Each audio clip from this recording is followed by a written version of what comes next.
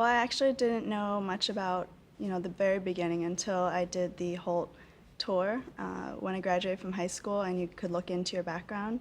So during that trip in 1999, I found out that I was found outside of a bank in Tejon. I guess they just made my birth date the date that they found me, which I actually never thought about that before, that maybe my birth date isn't actually my birth date. So September 6, 1981, obviously not the year, but that was the day that I was found. So I was about a year old was the estimation, and my parents adopted me when I was 18 months. So I spent 6 months, I guess, in the orphanage before I came to the U.S. My mom, she's a psychologist, and my father is a surgeon. I grew up in New Jersey, a very old house with a lot of character and charm, played in the yard. I just remember going out and being out all day, and I know kids these days don't do that, but just had a really fun, adventurous, I guess, solo childhood, because I have siblings, but they were in different households with half-siblings, step-siblings that came into the picture later, but I really grew up like an only child. We had neighbors that I hung out with. I went to public school. My school, I think in New Jersey things are pretty diverse and open, but I would say my school was still predominantly white. A lot of Jewish friends. I did have a few Asian friends, but we were definitely a smaller minority in the population. And I don't remember, seeking them out on purpose or even feeling very Asian where I grew up. My grandparents, meanwhile, were in Tennessee, so I definitely felt a difference going from where I lived in New Jersey to visiting grandparents in Tennessee, where I literally would have children come up and stare at me, and maybe they hadn't seen an Asian person before. But for the most part, I think I didn't really, I guess, think about it too much. I mean, the usual things, kids do say things that are mean sometimes. So, some kids would say, oh, like your parents threw you out, or, just you got some of that, but I don't remember it being a predominant part of my childhood. For the most part, all throughout my childhood, up until college, I really suppressed the part of me that was Asian and really didn't explore it or have much interest in going there. Once or twice a year we would go to a Korean restaurant, maybe to celebrate my arrival day or a birthday or something like that. But other than those, twice a year trips to the Korean restaurant, I didn't really do anything related to, my heritage or anything like that. I think where I was just trying to fit in. And like I said, there weren't very many Asian people in my school, so I just kind of pushed that aside. And it wasn't until I got to college that I just happened to be in a dorm where 4 girls in my hall were Korean, and this was at a school in Virginia. So I thought that was pretty, unlikely thing to happen. And that's really where I started hanging out with not just Asians for the first time in large quantities, but literally only Asians. So ever since I've left college, I've met people who said, oh, I know someone who went to that school. Do you know so-and-so? And I always have to respond, well, if they weren't Asian, probably not. So I just did like a total 180 of not really hanging out with too many Asian people or having too much exposure to Asian culture or Asian anything, and then totally immersing myself in college and, trying all different types of Asian food. And it was like I was making up for lost time, because my mom would make fun of me when I'd come home because she's like, all you want to do is eat Asian food. And I'm like, yeah, that's really all I want to eat now. So, and I even dated Asian people who are like, you eat too much Asian food. And I'm like, but you're Asian too. So, yeah, I don't know. I just went from, I guess, the first 17, 18 years of my life of not really doing anything particularly Asian to, as some of my childhood friends would say, becoming very Asian. As a graduation present from my mom for my high school graduation, she and I did one of the Holt tours. I believe it was about 2 weeks long, and we went with other families and their adoptee not just their adopted kids, but their entire families. And it was a really neat experience. You had the option of looking into your past, which I did, and we went to my orphanage in Tejon.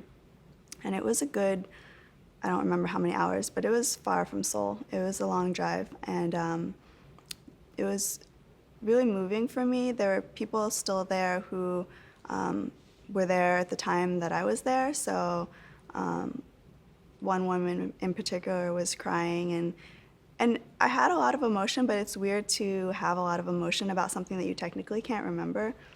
But I found myself crying with this woman too, and she brought out a photo album and showed me, pictures of children in the orphanage, and I was in those pictures. So it was a really meaningful day for me and for my mom. I, in particular, was struck by one little girl who, she was, you could tell really tough, and she was almost a little bit of a bully. She was going around, I think, taking other kids' toys or food or whatever. But in a way, you saw that kind of attitude is how you survived. And she was very, I guess, kind of cold. I tried to, talk to her and, reach out and touch her arm, and she didn't really recoil, but she was just not interested in any human contact, is the impression that I had.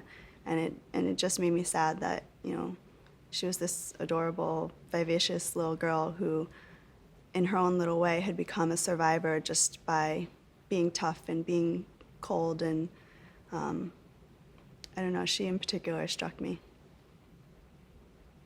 In college, I got really heavily involved with the Korean Students Association and starting a chapter of an Asian sorority on campus. And then I graduated with a French major and an art minor and went home to New Jersey to move in with my dad. And, well, at the time my mom was in Virginia, and I wasn't really interested in I guess, looking for jobs in Virginia, so I moved home to New Jersey. And my dad said, "You have 4 weeks to find a job before I charge you rent." So 3.5 weeks later, I moved to D.C., got my first job as a paralegal, so I did that for 2 years. And I can't say that I had any monumental reasons for going to law school, but just seemed like the next step after 2 years of being a paralegal. So I went to law school. Meanwhile, my mom was actually, they give you the stereotype of Asian parents wanting you to be a lawyer or a doctor, but my mom was actually sort of horrified when I said I was going to law school. She said, "Oh, you're an artistic person. Why are you killing your artistic side? You should go to design school or art school, and why are you doing law school?" So I thought that was a funny reaction for a parent to have, but it just goes to show that she's always been really supportive and, of not for the right reasons, I guess, is what I'm trying to say. But anyway, I went to law school, and it wasn't until I was there that I thought about turning that into something adoption-related. I did my first, in the summers, while you're in school, you usually try and get an internship or some kind of job experience. And my first internship was with the Congressional Research Service in D.C., and I worked in the Domestic and Social Policy Division, Children and Family section, so I got to do a lot of adoption-related things. It actually didn't work out as far as when I graduated from law school, I didn't end up working in the adoption field, and it's really a hard job market, so I pretty much was thankful for whatever came my way, and I took a job at a small firm doing just general civil litigation for 3 years. And then I had an opportunity after that job, I had a year in between where I traveled and I was trying once again to get into something adoption related or immigration related, because I do think there's some overlap there. And after a year of travel mixed in with these, I guess, attempts to break out into a new job area, once again didn't happen. So now I'm doing copyright law. Today, I'm newly married, working at a copyright firm, and really enjoying my life.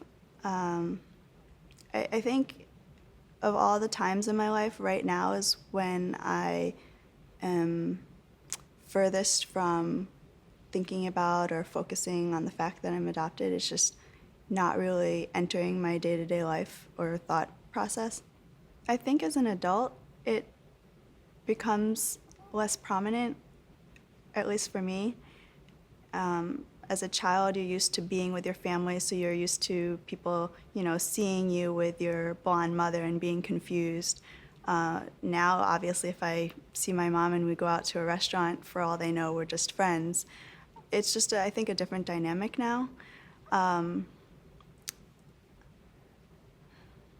I've even had, prior to getting married, and this was very recently, maybe a year ago, I was, in a department store, and the woman ringing me up, she saw the name on my credit card, and she said, "Oh, this must be your married name." And I said, "No, that's my maiden name. I'm not married." So now it's like people have to come up with an explanation. Even on my first day of law school, during which time I wasn't married either, the big thing there is they have seating charts, and they actually call on you on a day-to-day basis and take attendance every day. So on the first day of law school, the professor looks down at the seating chart, and apparently he was going to call on me first. So he looks up at me, looks down at the chart, scratches his head, looks up at me again, and he finally reconciled the difference between my face and my name by saying very hesitantly, "Mrs.?" Well, I guess I'm not supposed to say my name, but he started off addressing me with Mrs. So that's, I guess, the other thing that happens is as an adult, people, try and make sense of things in different ways than when you're a child, because obviously as a child, they don't just chalk it up to you being married. But otherwise, it's just, I think, not something that I think about often as an adult. In high school, my crushes before I actually started dating were always actually blonde guys. But then my first high school boyfriend was African American. And then in college, where I think I already mentioned, I pretty much did this 180 and only hung out with Asian people. I dated Asian guys. After my, I guess, Asian phase, I just, happened to meet the man that I'm now married to, and he's not Asian, he's white. And I think by growing up with, a white family, you kind of have that, I guess, you have the same culture as we discussed at dinner last night. Yes, I am Asian on the surface, but I wasn't raised in Asian households. So even though I was dating Asian guys in my younger years, when I would meet their families, I didn't necessarily fit right in the sense that, I couldn't identify with their customs or their languages or, just things that they were used to that I didn't have growing up. My mom probably doesn't need to hear this right now, but eventually I do want to have children. But definitely not in a rush, because I'm definitely newly married and want to focus on just having a couple of years to enjoy time between the two of us. But I do like the idea of having someone who for the first time will be blood related to me. Not that that means that that person's any more important than my non-blood related family, but it'll be neat to have someone who's biologically connected.